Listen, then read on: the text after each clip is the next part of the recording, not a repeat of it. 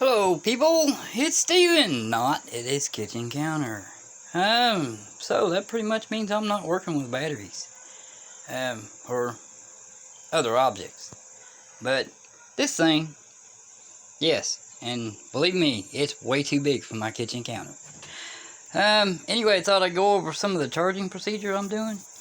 I do have another battery built. I cannot afford the LG MH1 batteries right now, but I already have some ATL lithium polymer cells. That bank's already built. It's roughly about 10 to 12 amp hour extra. I think I'm going to have enough room to put it in there, but I don't want to mess with putting anything in that just yet. I'll have to sort out all the wiring and hook the other battery I've got in through this 80 amp BMS and get it all sorted out. But anyway, charging. Now I am not using this charger. This is what comes with it. It's for lead acid. Do not use it. Throw it in the garbage or find some other purpose. It's only 2 amp. That's it. Lead acid is a different charging algorithm. You could convert it over to lithium by using an external board, but the board it would take would have to actually handle up to 90 volts in and reduce it down to, well, I'm doing 21S. That's 88.2 volts lithium. This thing outputs 88.4. But after a certain period of time, it starts dropping down. It's a 3-stage charger. So it's useless. Okay. On boost.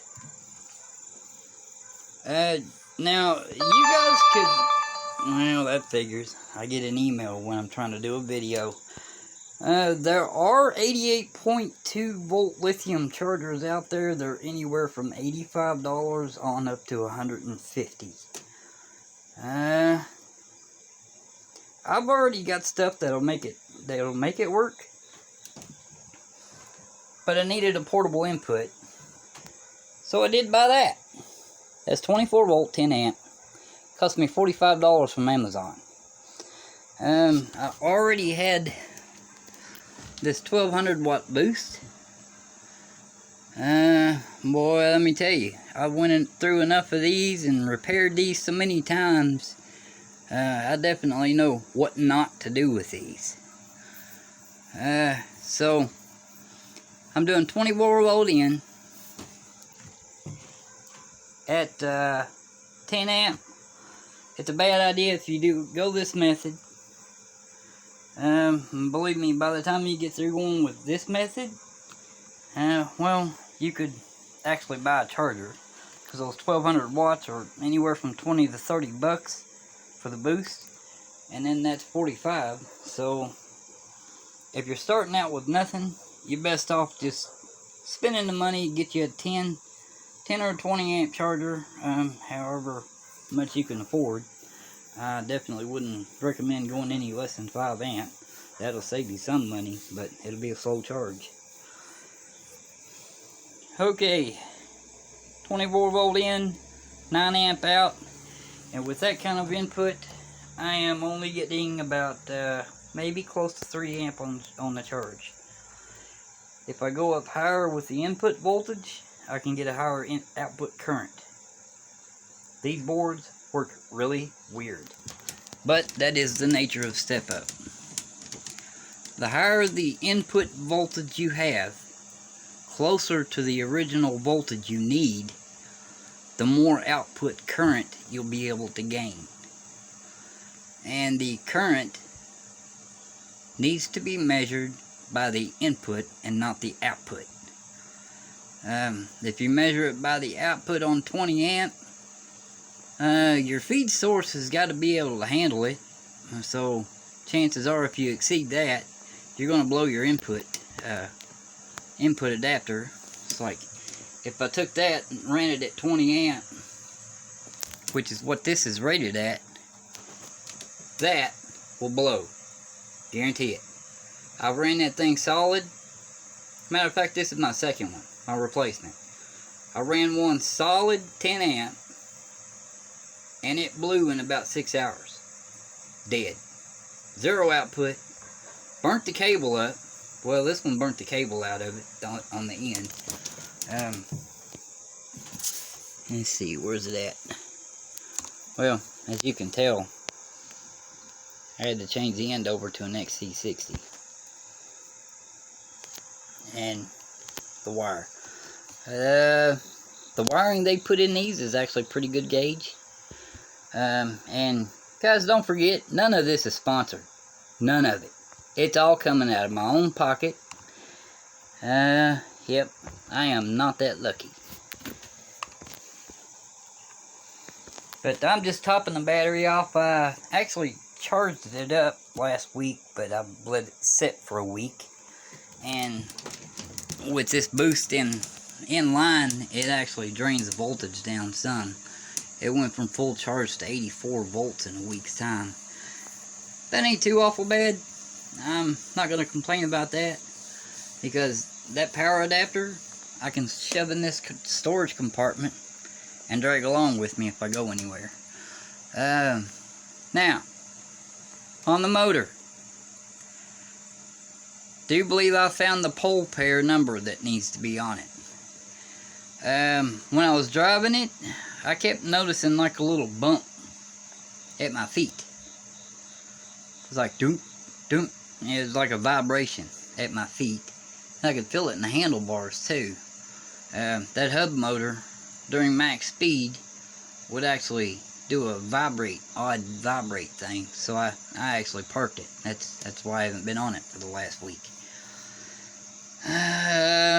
Did some looking and looking and looking and looking and more looking, and I found a QS motor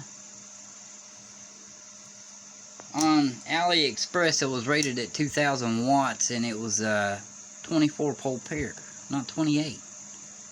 I'm like, and well, I found it this morning, and I was like, you know what? I am gonna go try that. So I came outside, blocked it up with my ghetto jack, a battery and a brick, and set the motor on 24 pole pair and did a retest.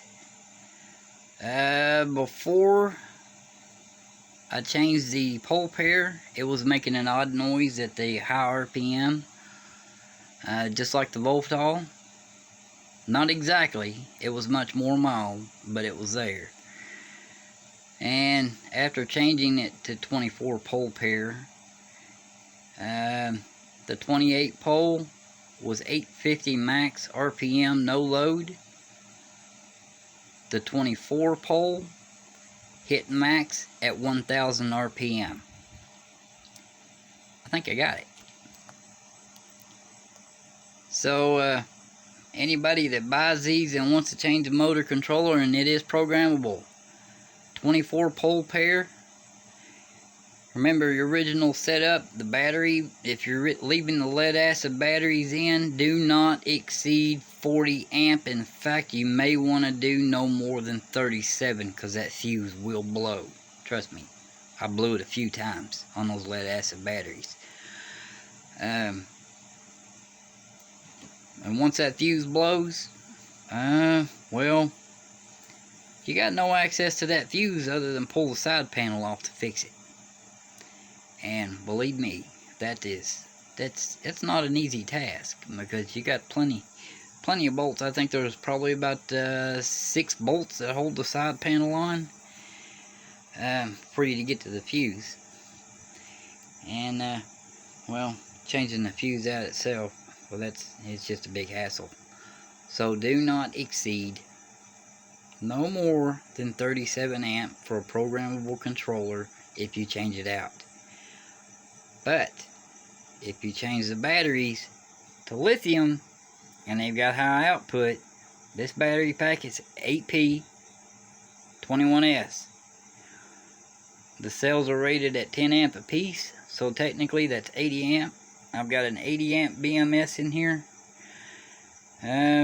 But after testing the cells, I figured it would be best to run no more than maybe 9 amp at best, because of the voltage drop. I'm kind of stickler on that voltage drop. It causes heat, and heat is just a bad thing. Right now I've got it set up to do 60 amp. I'm going to tinker around with it. If 60 amp does not make any difference on climbing hills, I'm going to progress to lower the current down until I see about the same speed climbing a hill. That's really what the current's going to help you with. Voltage equals speed. That's what you got to keep in mind. But with voltage, you've also got your tolerances with your motor controller.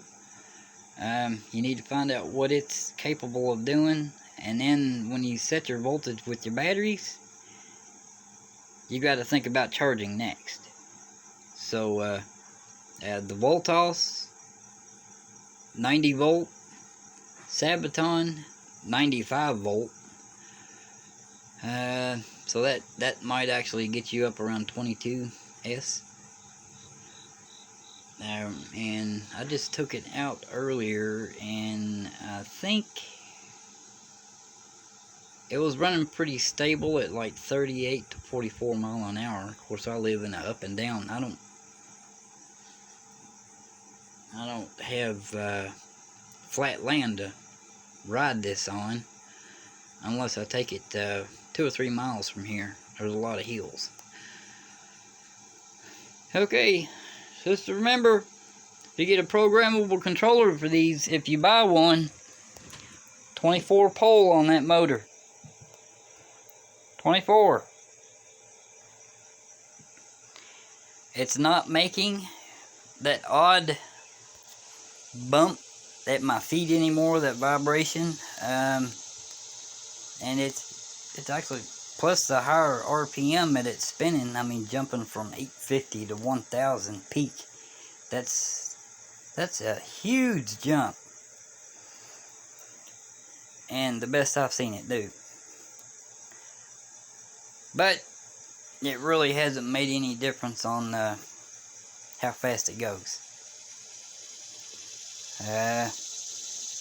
Kind of weird, but when you get into no load versus load, well, you've only got a 1950 watt motor on these default. That's it. They're only going to go so fast up a hill. No matter how much current you get, in fact, if you feed them too much current, they'll waste power in heat. So if they stay fairly cool, you're good. If they start getting really hot, back the current down, you're just wasting power.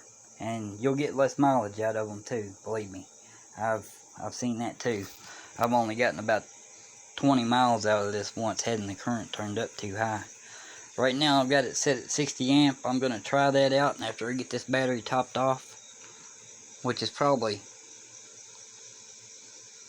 going to be another 4 or 5 hours from now. But I'll pause the video and see how it goes. Catch you later. Alright, people. It's several days later. I took this thing out at the 24 pole, and it seemed to be just fine. Ran it probably about 10-12 miles. Yeah, little runs back and forth on my street, and then about a 6 mile circle. It did fine. It's hovering right around 38 to 44 mile an hour. And no issues whatsoever. No weird bump feeling on my feet. So I'm kind of wondering since I've got the 24 pole and it seems to be working pretty good, maybe, just maybe, that Votol right up there just might work.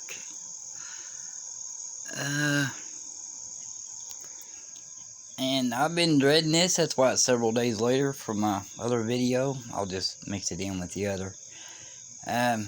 One thing about this, and I tried it several times, when the pole number was wrong, if I would slam the throttle from max voltage down to 0, the hub motor would try and lock up, like an emergency stop.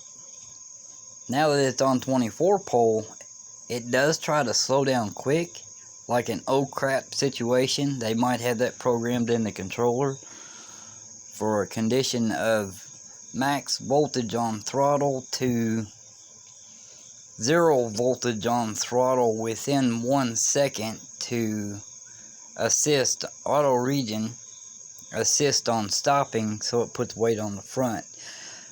In short, if you get in panic mode and slam the front brake, the back brake has already shifted weight over to the front wheel, so you got less chance of doing this number. I've had that happen to me before, but under different situations, gravel, and being pulled and the rope getting caught in the front wheel, yeah, things like that. But I've never panic braked on the front. I'm kind of leery about using a front brake at all. After trying that, one day I was out on this thing, set on 28 pole, and it did it twice in one day. Rear hub locked up. So I tried it like 3 or 4 times on 24 pole from doing max speed. The hub didn't lock, but it definitely tried to slow down. I mean, last time it was just an blatant lockup. Rear wheel skidding, back end trying to fishtail, that type of thing. I had to hit the throttle to get it to roll again. So, agenda for today, since I have no work and sitting in the house doing nothing, I'm gonna satisfy my dreadful curiosity and try that Votol on 24 pole and see how it works. I'll bring it back here in a little while. Well, it's been, what, I think a couple hours later. It's working, but yeah, it's still the same problem from what I had with it from day one. I'm just topping the battery off to make sure I keep it full charged. I might want to take it out later. Runaway conditions when you open the throttle all the way up for max speed, and it just goes absolutely ape, and you have no control on the throttle anymore. It's wide open. That can be pretty scary, believe me. But I don't know, I'm going to keep working with it for a while longer. My notebook I use for programming the controller, the battery went dead on it. Little Asus transformer. It's pretty old, but it's still running like a top. You have Windows 10 in it. So, well, I'll touch base with y'all. Well, to you in about a second. So, I'll start the video back up when I find out any more, or I just completely give up. Not really sure what I want to do with this. I'm pretty sure it's got something to do with it. This controller just don't like that motor whatsoever. I believe that's it. This Ableton's okay with it. After the notebook gets through charging up a bit, It'll probably take a couple hours. I'm going to come back out here and mess with the pole pair numbers, see if I can get it to stop doing that. The motor gets around 700 RPM and starts vibrating. It should be able to do at least, well, compared to the Sabaton, 850 with no issues. It actually peaked at 1000 or a 24 pole pair. So I'll catch you guys here in a bit. It's probably going to be at least a couple hours later when I start this back up. Alright people, it's sorted. 16 pole pair is where it runs the best. I'm not getting runaway.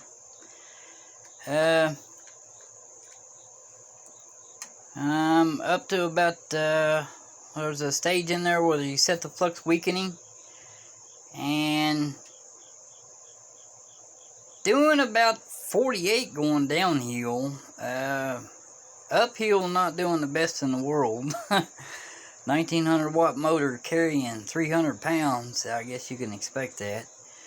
But, well, weight of the bike is about 200, and I'm 150 to 160 pounds. Probably about 160. But, you know, it's hovering around 38 to 40 mile an hour, so that's pretty much what it's meant to do. I'll probably tinker around with it a little more and see if I can get some more RPM out of it. These things, if you don't have the settings on the motor, these are a pain in the yeah, major pain to set up. Now I gotta find the right current settings so I can get mileage out of the battery. Yeah, I know 1950 at 72 volts is like 27 amp. But I've got it running 35 and 45 right now. 45 sport mode, 35 regular. Now, well, yeah, got that far. Now I've gained a little space to shove a battery in the box. And the Sabaton 100, I have no idea what I'm gonna do with it. But catch you guys later. If I do anything else, I'll make another video. And hope you guys are enjoying this, because you're seeing what you've got to go through to get this done. The ups and downs and the kinks and trouble. Have a good one.